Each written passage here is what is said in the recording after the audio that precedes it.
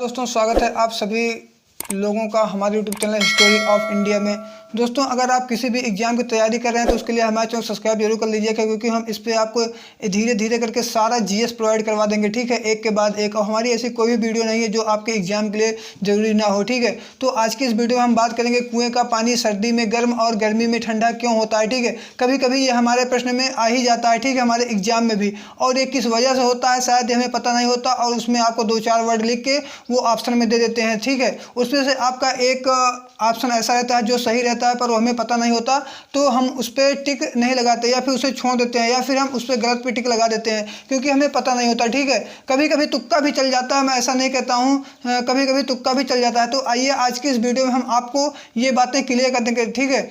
तो अगर आप एग्जाम की किसी भी तैयारी कर रहे हैं तो उसके लिए हमारे चैनल को सब्सक्राइब जरूर कर सकते हैं, क्योंकि आपको इस पर हम धीरे धीरे सारा जीके या जीएस प्रोवाइड करा देंगे, ठीक है। उसके साथ साथ आपको कुछ दिन में हम करंट अफेयर्स की भी एक नई क्लास चालू कर देंगे, ठीक है। तो चलिए वीडियो को स्टार्ट करते हैं, ठीक है। तो ये होता क्यों है, ठीक है, ये थोड़ा आप लोग ध्यान देना।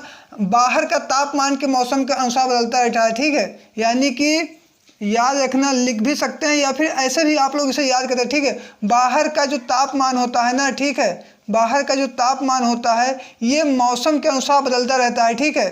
मौसम के अनुसार बदलता रहता है, ठीक है, मौसम के अनुसार बदलता रहता है, ठीक है, बदलता रहता है, ठीक है। बाहर का तापमान मौसम के अनुसार बदलता रहता है, जबकि पृथ्वी के अंदर जल का तापमान लगभग सामान्य रहता है, ठीक है।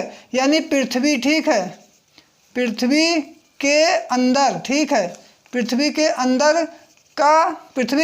ठीक है, पृथ्वी के अंदर जल का तापमान, ठीक है, जल का तापमान सामान्य रहता है, ठीक है।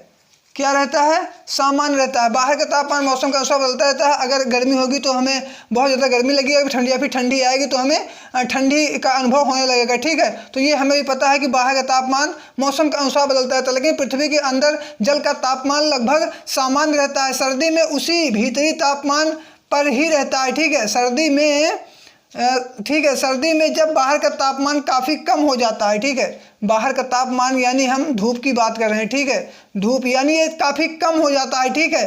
तो कुएं का पानी, ठीक है, कुएं का पानी अपने उसी भीतरी तापक्रम पर ही रहता है, ठीक है। यानी कि ये धूप कम हो जाती है सर्दी के दिनों में, फिर भी वो कुएं का पानी उसी, ठीक है, कुएं का पानी अपने उसी भीतरी तापमान, ठीक है, तापक्रम पर ही रहता है, यानी उसी तापक्रम पर ही वो रहता है। अतः, ठीक है, अतः गर्म प्रतीत होता है, ठीक है। यानी कि बाहर धूप कम हो जाती है तो इससे कुएं के जल में कोई फर्क नहीं पड़ता है, वो अपने उसी तापमान में रहता है, ठीक है, जिस तापमान में वो पहले था, इसीलिए, ठीक है, अतः वह इसीलिए गर्म प्रतीत होता है, ठीक है। इसी प्रकार गर्मी में जब बाहर का तापमान अधिक हो जाता है, यानी हम गर्मी की बात करें, ठीक है, तो जब बाहर का तापमान यानी जब बाहर धूप बहुत तेज होती है, हमें गर्मी महसूस होने लगती है, ठीक है, हमें गर्मी महसूस होने लगती है और बाहर का तापमान बहुत अधिक हो जाता है, ठीक है, तो भी कुएं का पानी अपने उसी भीतरी तापक्रम पर ही रहता है, अतः वह इसीलिए ठंडा प्रतीत होता है। यानी हम बात करें वो चाहे सर्दी हो, ठीक है, वो चाहे सर्दी हो या गर्मी, लेकिन इससे कुएं के पानी में, ठीक है, कुएं के पानी में कोई बदलाव नहीं होता है, ठीक है, कुएं के पानी में कोई बदलाव नहीं होता है। अब वो हमें फिर ऑप्शन आ जाता है कि जब होता ही नहीं तो हमें वो ठंडा कैसे और गर्म कैसे लगता है, वो अपने उसी तापक्रम पर रहता है, ठीक है,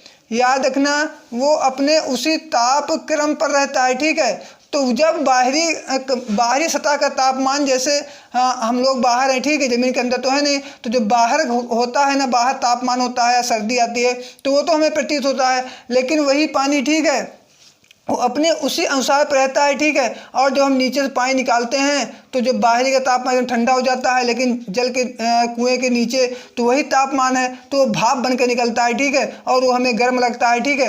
और जब गर्मियों में बहुत अधिक धूप होती है, ठीक है, तब धूप होती है, धूप धीरे धीरे सतह के नीचे जब जाती है, असर करती है, ठीक है, तो नीचे जैसे जैसे जाती है ना, वो वैसे वैसे वहाँ हमें ठंडकी मिलती जाती है, ठीक है। यानी वो गर्म हवा भी वो ठंडी बनती जाती है, और इस वजह जो हम गर्मियों में कुएं का पानी निकालते हैं तो उस वजह से वो कुएं का पानी भी हमें ठंडा लगता है। और ऐसा जब होता है तो हम बहुत आश्चर्यचकित होते हैं हम लोग, क्योंकि इसके बारे में हम लोग को ज़्यादा नॉलेज नहीं है। तो एक बार आपको इसको हम डिटेल में आपको बता देते हैं, ठीक है, कि बाहर का तापमान मौसम के अनुसार बदलता रहता है, जबकि पृथ्वी के अंदर का जल का तापमान लगभग सामान्य रहता है। सर्दी में जब बाहर का तापमान काफ़ी कम हो जाता है तो कुएं का पानी अपने उसी भीतरी ताप क्रम पर ही रहता है, अतः गर्म प्रतीत होता है। इसी प्रकार गर्मी में जब बाहर का तापमान अधिक हो जाता है तो भी कुएं का पानी अपने उसी भीतरी ताप क्रम पर रहता है, अतः वह इसीलिए ठंडा प्रतीत होता है। तो उम्मीद करता हूं कि यह आप समझ गए होंगे, ठीक है। और अगर यह आपको समझ में आ गया होगा तो अब आपका जब भी, ठीक है, यानी जब भी ये कभी भी आपके एग्जाम में आ जाएगा या फिर कोई भी इंसान आपसे पूछ लेगा तो आप उसे ये समझाने में सक्षम हो गए हैं, ठीक है, वो आप इसे बताने में सक्षम हो गए हैं, इसका एग्जाम्पल देकर बता सकते हैं या फिर ऐसे आप उसे समझा सकते हैं, ठीक है। उसके बाद इसमें जो एक और हम आपको कराने की कोशिश कर रहे हैं, ठीक है, कि आकाश नीला क्यों दिखाई देता है, ठीक है, काफ़ी मोस्ट इंपॉर्टेंट है, याद रखना। आकाश नीला क्यों दिखाई देता है, कभी कभी ये पूछ लिया जाता है, ठीक है, हमारे पेपरों में भी आ जाता है, ठीक है। तो उसके लिए अगर इसका स्क्रीनशॉट नहीं ले सकते हैं या फिर इसे नोट भी कर सकते हैं, ठीक है। तो मेरा अगला पॉइंट है, ठीक है, आकाश नीला क्यों दिखाई देता है। तो बहुत शॉर्टकट में कराएंगे आपको बहुत अच्छे से, ठीक है। आकाश नीला क्यों दिखाई देता है, ठीक है, आकाश नीला, ठीक है, नीला क्यों दिखाई देता है, क्यों दिखाई देता है, ठीक है, काफ़ी मोस्ट इंपॉर्टेंट है, याद रखना आकाश नीला क्यों दिखाई देता है। तो इसमें आपको सिर्फ समझने वाली बातें हैं, ठीक है, इसे आप नोट करो या ना करो, ठीक है। सूर्य का प्रकाश 7 रंगों से बना होता है, ठीक है, सूर्य का कभी कभी पूछा जाता है ये भी सूर्य का प्रकाश कितने रंगों से होता है, तो ये आपको यहाँ एक ये भी मिल गया, ठीक है, ये भी एक उत्तर मिल गया आपका कि सूर्य, ठीक है, सूर्य का प्रकाश 7 रंगों से बना होता है, ठीक है, 7 रंगों से बना होता है, ठीक है, बना होता है, ठीक है, बना होता है, थोड़ा अच्छा लिख देता हूँ ताकि दिखे, बना होता है, ठीक है। उसके बाद अगला, ठीक है, अगला पॉइंट मेरा क्या है, इन 7 रंगों में नीले व बैंगनी रंगों का, ठीक है, जो तरंग दैर्घ्य होता है, ठीक है, जो तरंग दैर्घ्य होता है वो सबसे कम होता है, ठीक है। इसमें आपको नीले व बैंगनी रंगों का जो तरंग दैर्घ्य होता है वो सबसे कम होता है। किसका सबसे कम होता है, नीले व बैंगनी का सबसे कम होता है, ठीक है, नीले व बैंगनी का सबसे कम होता है, ठीक है, तथा इनका प्रकीर्णन अधिक होता है।